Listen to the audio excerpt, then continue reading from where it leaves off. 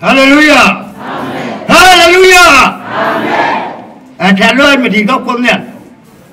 mấy chả là và mới nhớ đó ở quán nước kiên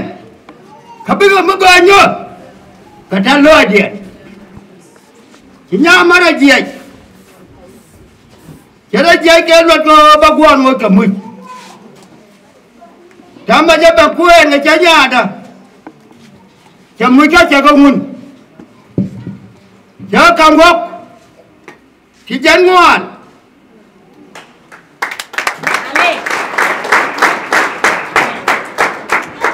chấm mà thì tiêu tiền đúng quá cả chấm mà yang người rồi nó biết cầm gốc thì chân điệp quan lệ khi chân nhà đâu vào cái chân nhà chịu quân mới đi dia ada dokan dia lende balat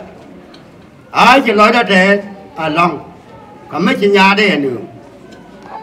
nó mà bây giờ là gì cái chân này là ngô bự mũi biết ở mức qua nhọ con bán nào bạn cái chân lúa đó mà bao nhiêu có là quá cái chân nhà ngô mũi thấp vào quán gà ta quán nhà ở trong cơm mũi chó và thật ra đó bớt à quân nhân cái chiếu quan cả đó cái chiếu Giêsu quân mà đi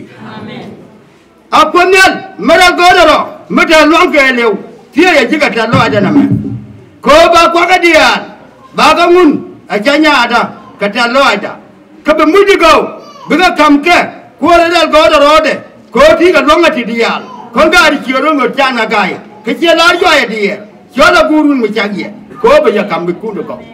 qua đi nói ra thế cái gì quân mới chẳng này alken peng ajin nhầm cái chuyện thiệt à cái chuyện là cuộc đàm mạo qua đi bên đây lùa cái mà bớt có bùng bít cái gì à qua đi bên cái bớt cái chỗ đó mà qua chuyện gì đấy nang cái chuyện đó ajin nhầm đó cái chuyện cuộc đó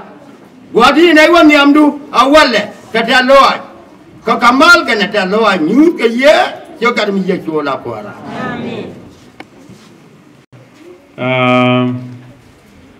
Kuno gatpal di nalar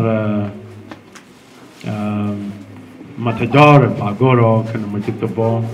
kana thaloi ju ki laramen chala ro berchang kama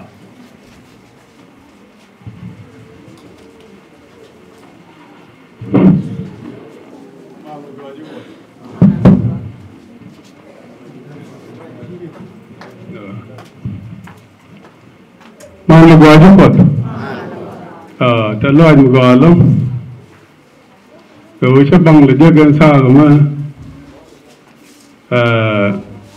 dia terlalu dah dia lari, jadi kita tu gua tu lari, itu apa?